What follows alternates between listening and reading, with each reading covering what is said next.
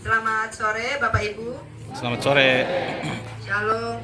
Shalom. Salve. Salve. Assalamualaikum warahmatullahi wabarakatuh. Waalaikumsalam warahmatullahi wabarakatuh. Om Swastiastu. Om Swastiastu. Namo Buddhaya. Salam sehat untuk kita semua.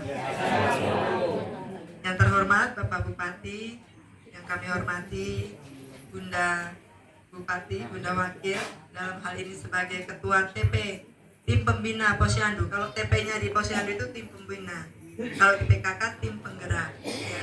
Tim Pembina Posyandu juga Bunda Wakil Bupati sebagai staf, tidak, kalau di Posyandu wakil Ketua Tim Pembina Posyandu Kabupaten Malaka.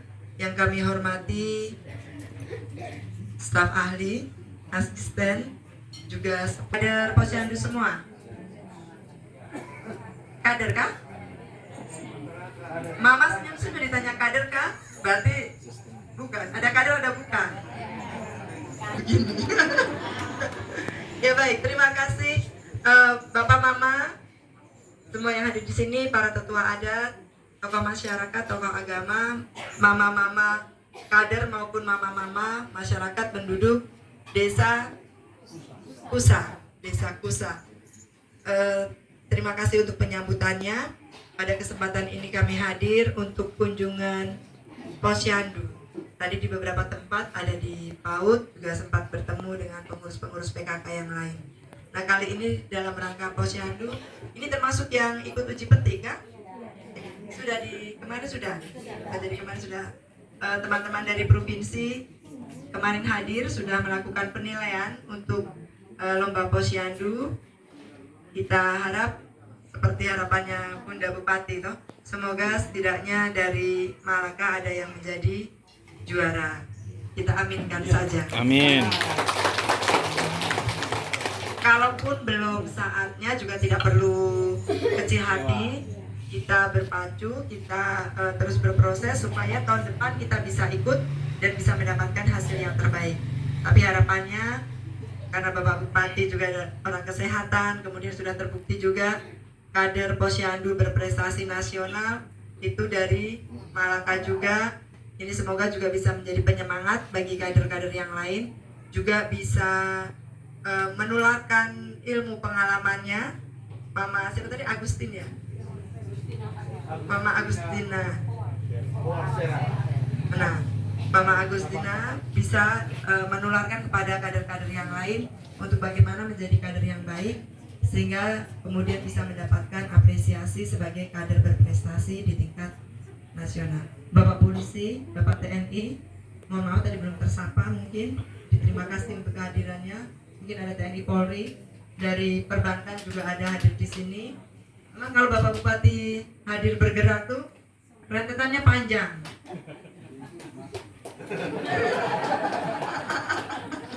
Ya, jadi pasti karena setiap dalam kunjungan kepala daerah, mau dari level provinsi sampai dengan desa, ketika beliau hadir pasti punya catatan-catatan, penglihatan berdasarkan pengalaman dan berbagai macamnya, itu yang nanti mestinya ditindaklanjuti untuk daerah setempat yang dikunjungi.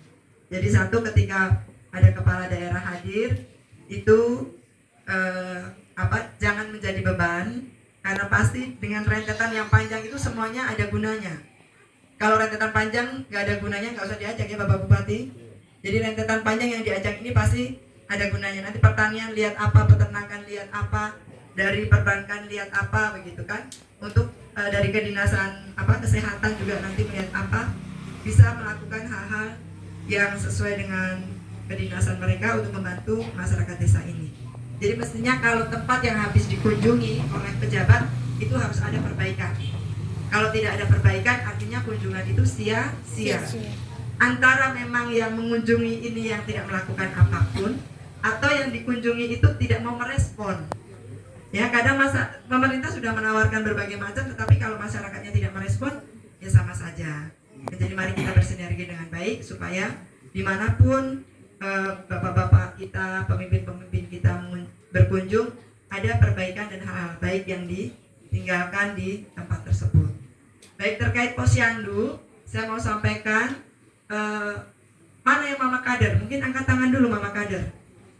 Mama Kader. Di sana juga. Oke, di sana ya. Di sini juga dari berbagai posyandu yang lain ya, yang hadir ya.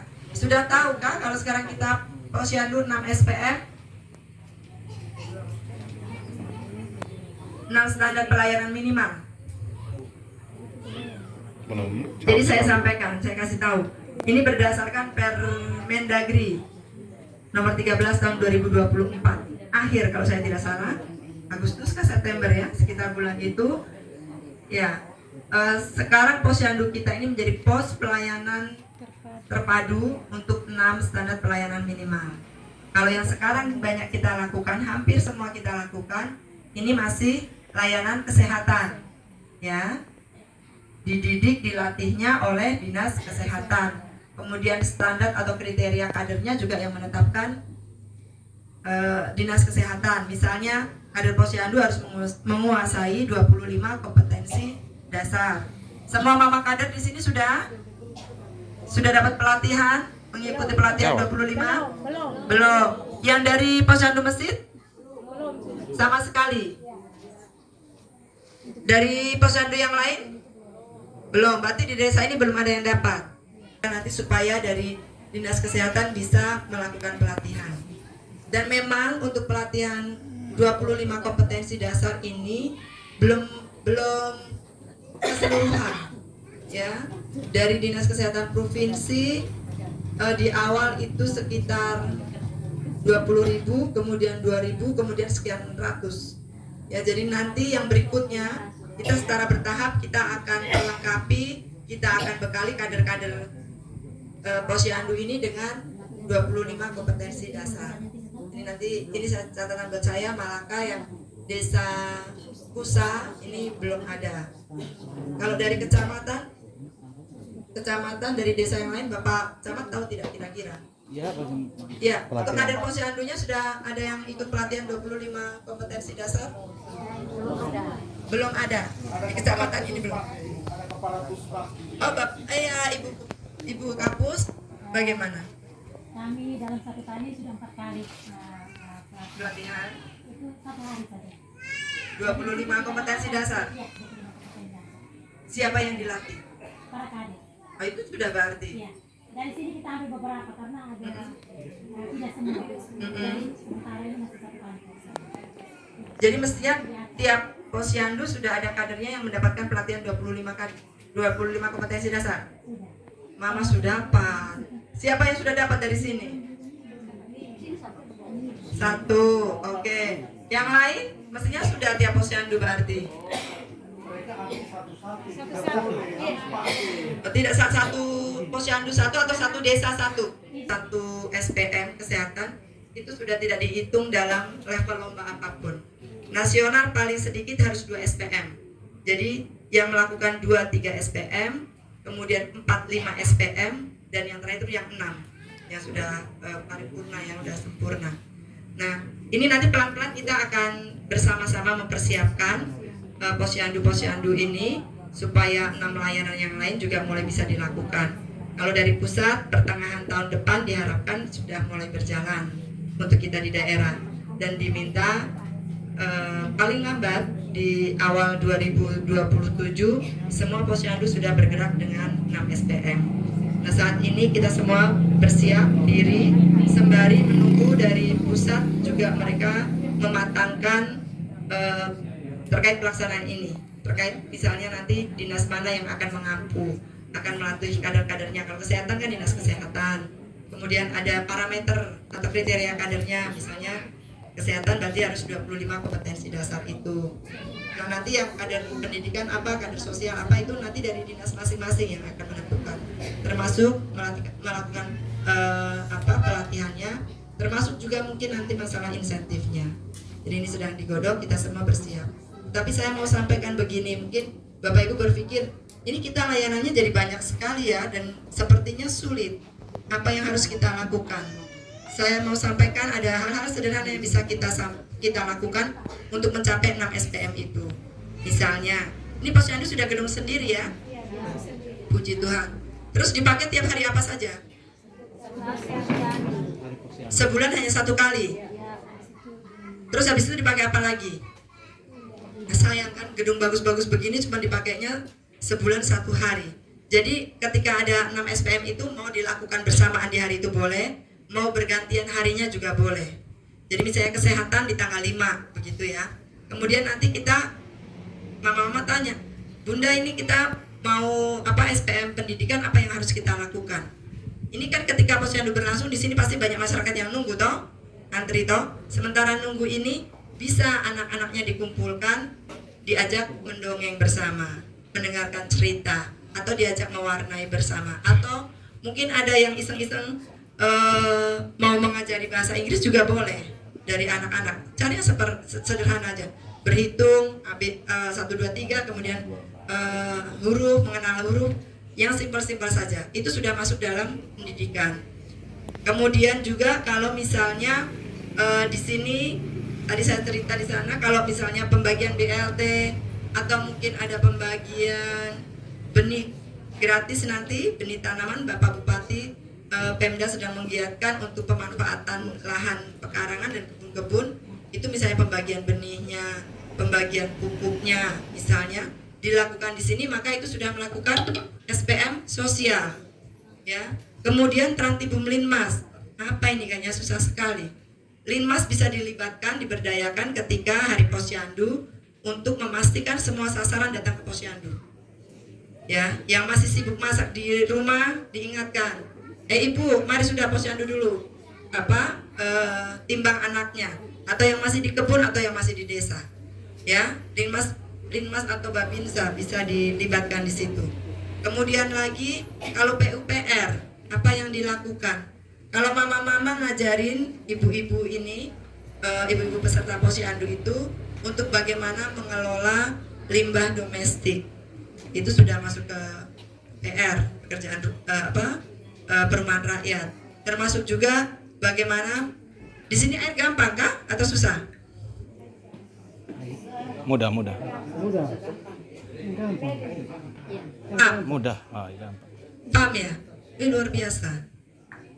Airnya bagus. Nah, bersyukurnya airnya bagus. Nah, ini ada PAM. Misalnya PAM kita mama-mama ini bisa identifikasi atau mendata PAM mana yang, pipa mana yang bocor, pipa mana yang putus, atau keran air mana yang tidak berfungsi lagi, atau mana yang tidak ada alirannya lagi.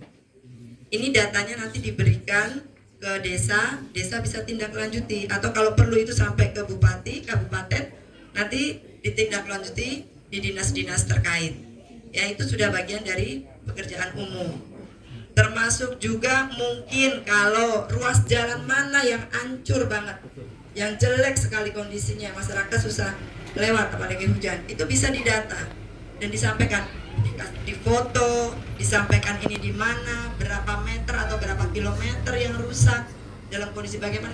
Kemudian diberikan juga data apa akibatnya. Misalnya masyarakat kemudian tidak bisa mobile, tidak bisa melakukan kegiatan, mereka tidak bisa menjual hasil kebunnya dan lain-lainnya karena akses. Kalau Ibu Kapus kan terkait dengan yang kesehatan untuk melengkapi kader-kadernya ya Ibu. Itu.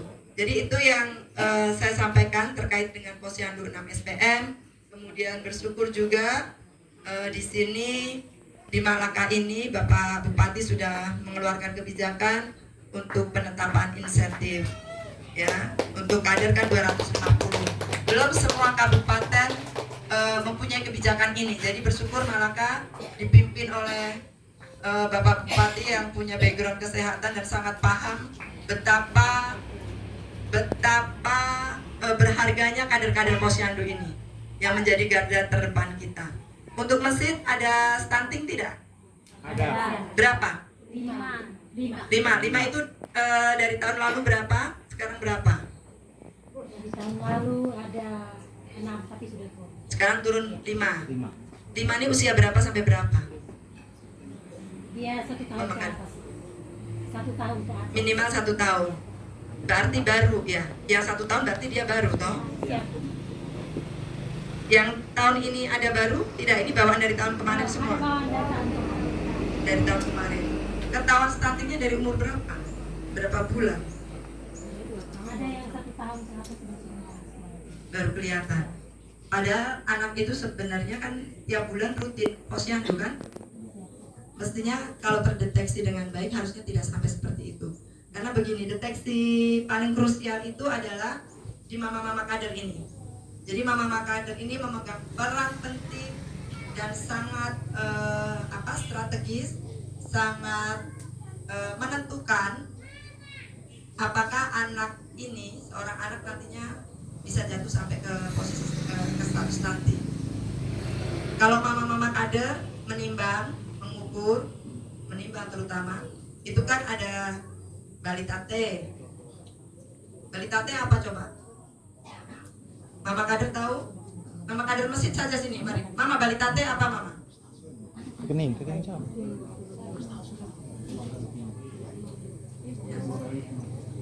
Sebentar, mama stop. Mama di sana sebenarnya tahu. Saya mau tanya mama yang di sini. Balita T apa mama?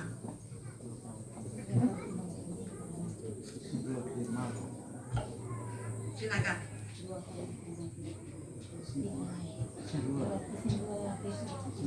Balita T yaitu dan lebih bagus pada saat hari pemberian itu langsung minum serentak. Yang sudah sarapan disarankan sekolah sudah menginfokan supaya mereka sarapan, jadi bisa serentak di situ. Yang 3-nya kita harapkan mereka juga minum, jangan sampai 3 cuma disimpan atau dibuang. Nah, ini termasuk harus edukasi ke orang tua misalnya. Dibuat sesuai dengan kondisi.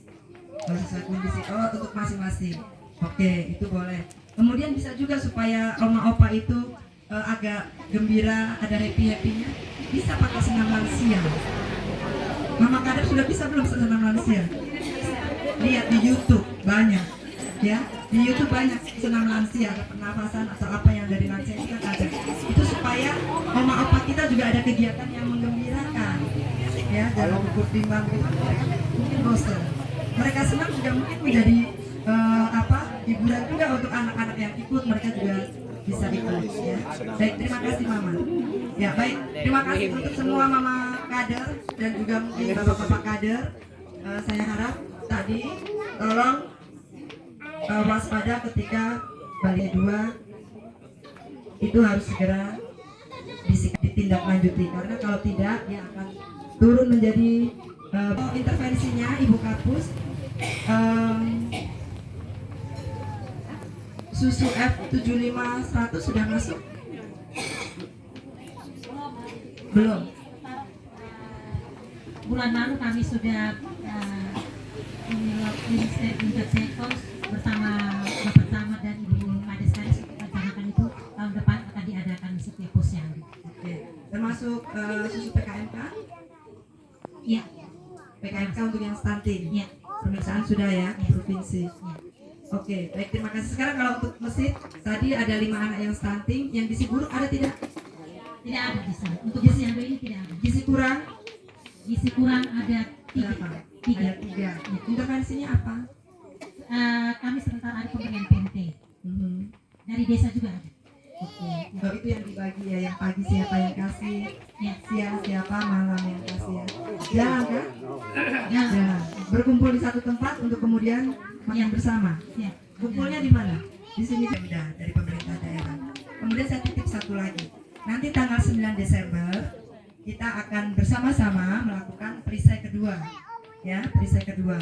Tujuan dari perisai kedua ini apa? Yang pertama adalah untuk meningkatkan cakupan imunisasi dasar lengkap anak usia 0 sampai 9 bulan. Di sini idealnya ada berapa Ibu Kapus untuk puskesmas? Untuk puskesmas sendiri sudah 80%. 80%. Untuk di sini mesin Di Mesir sendiri juga hampir 90%. Ada datanya. berapa? 80% juga. Oke, yang 20%-nya? Itu karena ada dari beberapa bulan ada vaksin yang tidak tersedia. Tetapi dia tidak masuk dalam IDR. Oh, oke. Ada vaksin rotavirus namanya. Imunisasi kejar? Tidak masuk ke situ. Tidak. Tidak. Oke, nanti tinggal dipenuhi yang lainnya 20%. Ini sih sudah sesuai target. Target provinsi kita IDR-nya 80%. Kalau bisa lebih tinggi baik. Ya. Ada satu puskesmas dia sudah 92% IDL-nya. Jadi nanti kita kejar terus. Karena ini kita berlaku sampai 9 bulan IDL sesuai dengan usia anak itu. Serodos ada nggak? Tidak ada. Serodos tidak ada ya, puji Tuhan. Karena penurunan serodos Bapak itu termasuk nilainya kinerja Bapak. Ini titipan dari pusat, dari Ibu Tito juga menyampaikan ini yang akan menjadi salah satu kriteria penilaian dari Kemendagri adalah serodos, kemudian IDL, kemudian lagi anak tidak sekolah. Anak tidak sekolah ini kita harus carikan cara bagaimana supaya mereka meneruskan sekolah, baik sekolah formal ataupun non formal. Karena tergantung kondisi anak itu. Kalau dia tidak memungkinkan untuk dia masuk ke jalur yang normal, kita fasilitasi untuk non formal dia bisa mendapatkan. Jadi mungkin ada juga yang berkebutuhan khusus, belum ada fasilitas sekolah pendidikan di sini yang inklusi seperti itu bisa dibantu difasilitasi dengan melalui TBM itu untuk mereka juga tetap bisa mendapatkan pendidikan baik formal ataupun non formal. Ini Bapak Kadis Bedanka tadi ada seperti ini. Ya Bapak, oke Bapak. ATS di kabupaten sini berapa Bapak? Di Kabupaten Malaka 8.000-an anak itu dari jenjang PAUD sampai dengan SMA. Oke, baik. Kita bersama Bapak. Bapak Bupati tenang, jangan pekerjaan kita bersama. Tetapi tahu bahwa itu adalah salah satu kinerja yang akan dinilai Mendagri. Ya, mari kita bekerja bersama-sama. Termasuk adalah keterlibatan kader Posyandu. Cara saya membawakannya. Selamat sore. Wassalamualaikum warahmatullahi wabarakatuh. Shalom, Sante, Om Santi Santi Santi Om. Namo Buddhaya. Salam sehat. Salam bahagia.